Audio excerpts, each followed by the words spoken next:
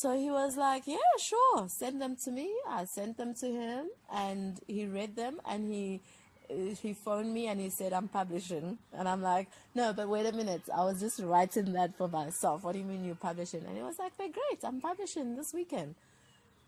So yes, you're welcome on board to come write for us.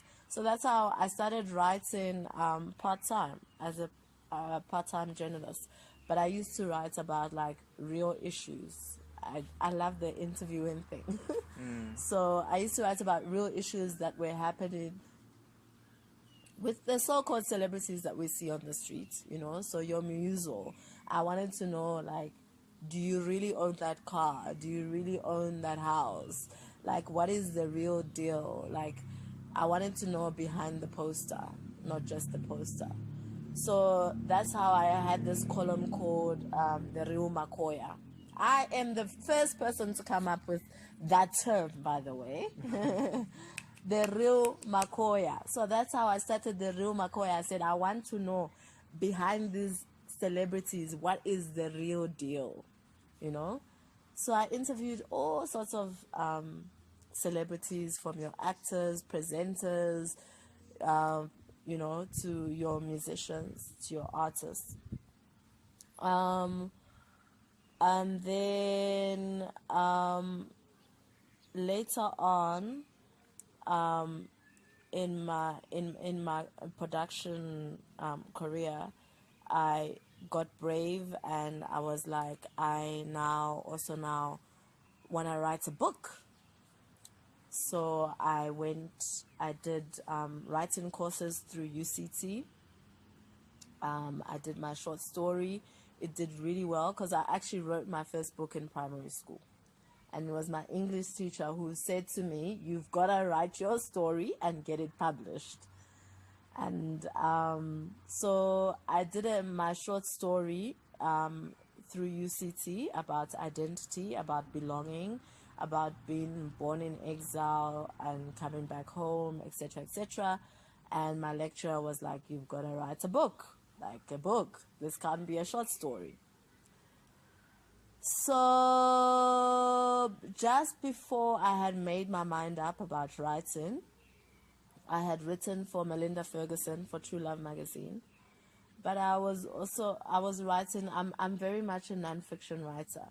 So I wrote a personal piece about single motherhood and how my first relationship with the father of my child, who I had known him for 12 years, didn't work out.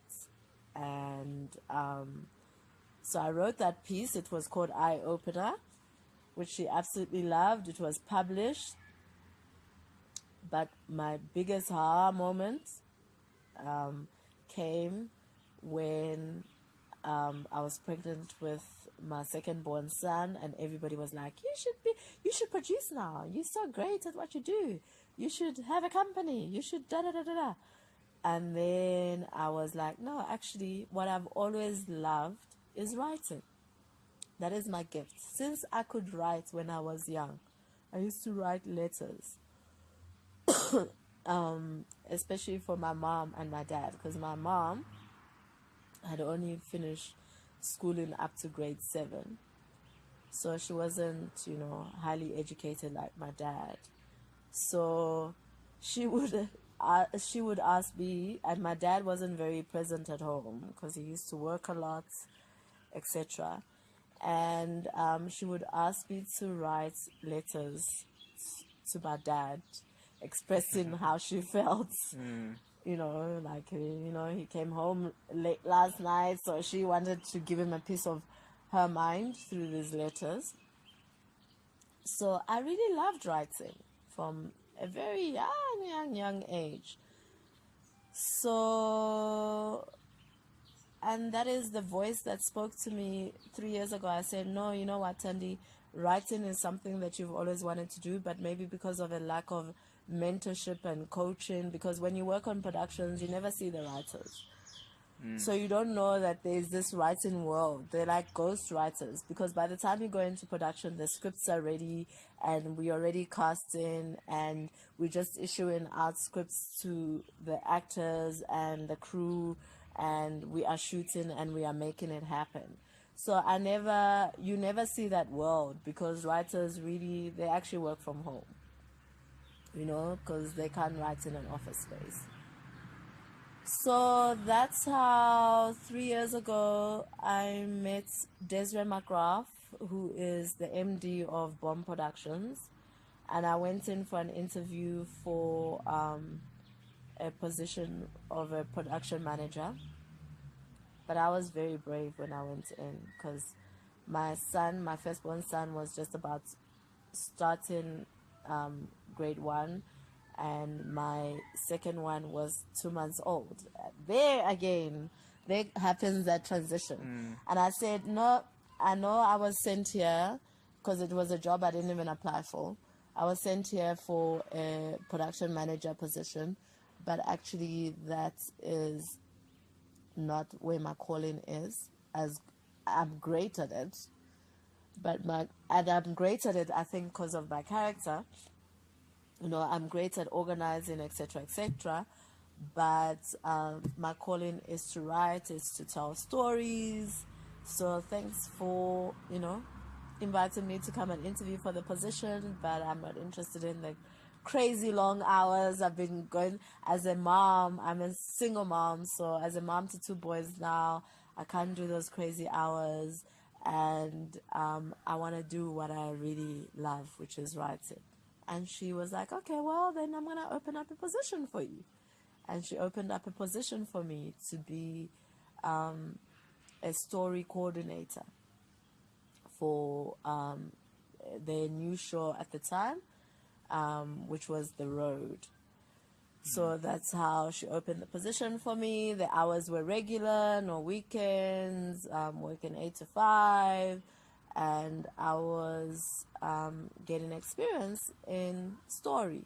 And I was like, since I have been in television and film also, why not give it a shot? And that's how I worked on The Road. But unfortunately, The Road got cut, I think, in about 8 months or less. And then that's how she was like, well, I'm not letting you go. You can jump ship to Isibaya in the same role. And that's how I jump shipped onto Isibaya. And I was on Isibaya for years as a story coordinator. Then I went into the room and then also got involved in writing and, in writing and story coordinating, etc., etc. So then when I was on Isibaya and I was growing, but then the DNA of the show started affecting me. And I realized that as much as you have a gift for something and you're fire for something, you must also always look at if it's aligned with your values and your purpose.